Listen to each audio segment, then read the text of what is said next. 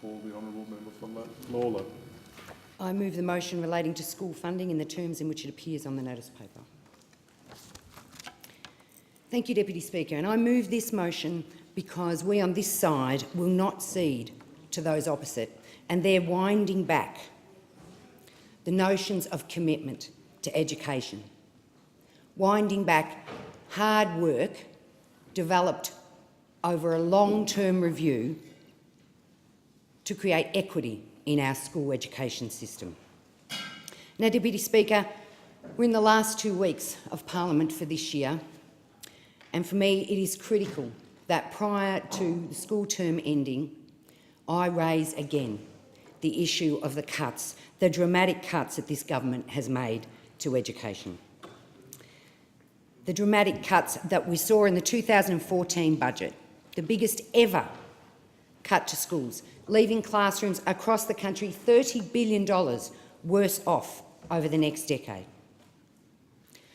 Now, we all remember, been a lot of talk this week about broken promises, about one broken promise about the ABC.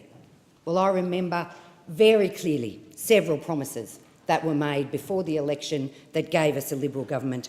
I remember promises from our Prime Minister Abbott and from Minister Pyne, promises that there'd be no cuts to schools, promises that there would be a unity ticket on education. These promises made after enormous publicity about the Gonski Review and the Gonski reforms that were being implemented by the previous Labor government. They promised a unity ticket. Prime Minister Abbott said clearly, your school will get the same. Well, it is a broken promise because that's not what's happening on the ground across the states in this nation. They said they were committed to the Gonski funding for 6 years. And the first thing they did on getting into government was say, oh, sorry, we meant 4 years.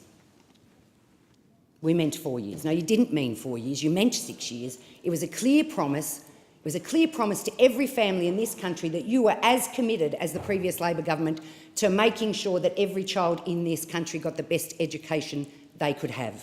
You made a clear promise that you believed in equity. You made a clear promise that you believed and that you would support fairness in our school system. And then we got to the budget and you ripped $30 billion out of education across this nation. $30 billion. And you did this by indexing education funding to the CPI from 2018. No mention of that prior to the election. This is a clear, broken promise. You cut the strings to the states. You cut Gonski in half by clearly saying to people, to the states at that point, the Gonski plan was we would make a contribution, the states would commit to increasing their funding model from their coffers, joined with the national coffers, and we would go forward to the best education system in the world. We would go forward to equity. Well, what did you do? And the first thing you did when you came into government was cut those strings and let the states off the hook. So your actions say that you don't believe that education is important, that you don't understand how fundamentally important education is for the prosperity of this nation going forward.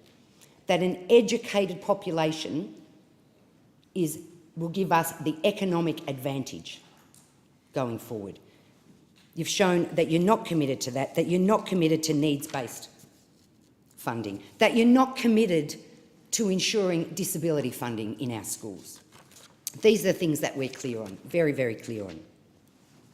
And I know because in Victoria it's school award season, and I'm sure parliamentarians across the country are in their schools giving out awards, being invited to graduation nights for grade 6s and for year 12s, and I know in Victoria what I'm hearing and what I'm seeing on the ground is that under a NAP-themed Liberal government there is no transparency. Principals don't know where their Gonski money is. It's their first question. Joanne, where is the Gonski money? They ask in Victoria because they can't see it. And then we go to Queensland. And then we go to Queensland. Order. And we show that a week after the budget, analysis in Queensland showed that over the period 2014 and 15 to 2024-25, there will be approximately $6 billion less funding available for Queensland schools under the new arrangement with the Abbott government. Approximately $2.7 billion less funding will be available for Queensland Government school sector. Order. The member's time has expired.